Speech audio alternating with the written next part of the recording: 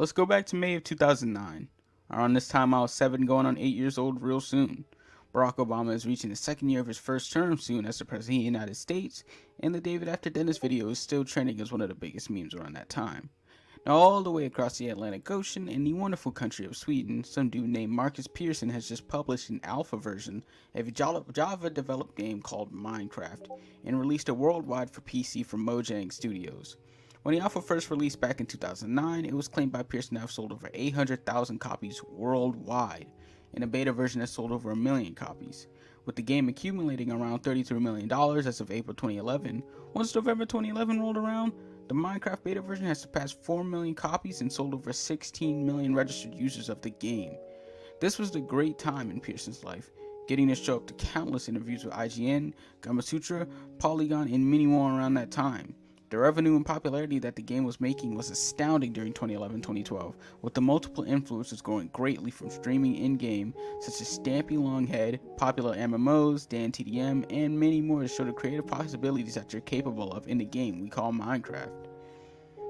Now, when I first got into Minecraft, I want to say I was around 12 or 13 years old, so I never really had the opportunity to play the alpha or beta when they came out because I was still somewhat oblivious to the internet, and our computer was a screeching pile of garbage that could barely run the settings tab without freezing.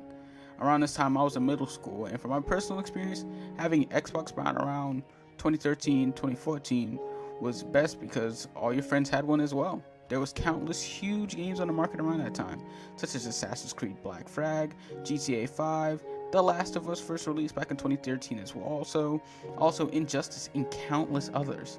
But also around this time, Minecraft was still going strong, now becoming the 6th best-selling PC game of all time, and then in 2014 officially becoming the best selling PC game of all time by selling over 17 million copies on the PC alone.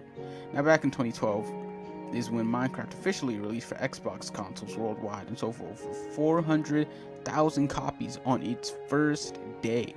It was huge, and it was like selling like hotcakes. I remember back in 7th grade when me and my friends would leave our lunch just to go to the library, just so we could play Minecraft on the computer the whole time. Or when I would come home and fire up the Xbox with my big bro just so we could play Minecraft for hours, until we fell asleep on the floor with the controllers. It was truly a great time in gaming, and I still play the game today, and always wanting to go back to the simpler times of my life when I could just sit back and listen to that soothing background music while I watch a Minecraft tutorial so I can see how to use the redstone properly. Soon after, Minecraft then became the highest selling game on Xbox Live Arcade in 2012, and sold over a million copies in 5 weeks on PlayStation 3. The Minecon convention was also becoming huge, amassing a large string of attendees around 2013 and only growing since. Now, you're probably wondering how Mr. Pearson was feeling about this through all his fame and the huge revenue that he and his game developing company, Mojang. No? Well, he actually felt pretty damn good at the time. He was really appreciated the creativity, the growth, and the connectivity amongst the vast Minecraft community. Seeing the game move from PC to Xbox, PlayStation to mobile phones was wonderful for him, and I don't think he ever expected the game to get this big from his own inspiration that he got it from, which was a previous game that looked somewhat like Minecraft. He received multiple awards for the game and was well received by reviewers, getting a rating no less than a 7 out of 10 by GameSpot for the Xbox 360 version. The game today is still one of the biggest games of all time, raking in millions every year from the consumers.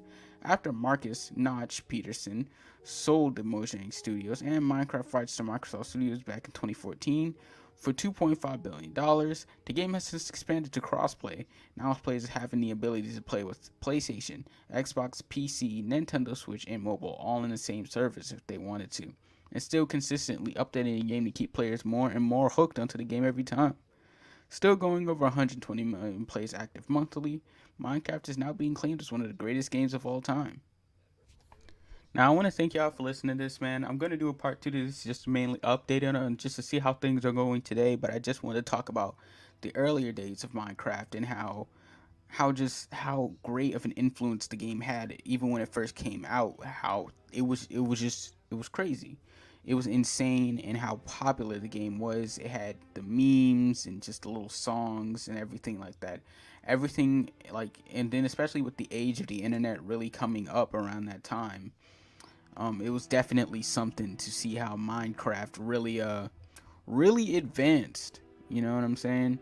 in such a quick time, and how they're consistently able to update this game just to keep the players coming back every time. I mean, everybody knows somebody who has. I mean, if you play games, you know somebody who's played Minecraft. You know somebody who plays Minecraft. Probably played Minecraft yourself. More likely, you either got it or you played it. It's one of the hugest games out there. It's expanded multiple platforms, and they'll keep on expanding. You know, it's like how GTA 5 constantly pushes GTA. It's like how Rockstar constantly pushes GTA 5 onto multiple different consoles, and it's super impressive. Um, it's one of my more favorite games. It's one of the highest selling games. And it's super impressive how it can go from one small studio in Stockholm, Sweden to this, you know. It's wild. It's wildly impressive, and I'm so glad to be able to experience it even in its earlier days to now. You feel what I'm saying? So that's how I see it. I'm very glad to be able to make this video for y'all. Y'all like and subscribe. Thank y'all for watching, man. Y'all have a good day.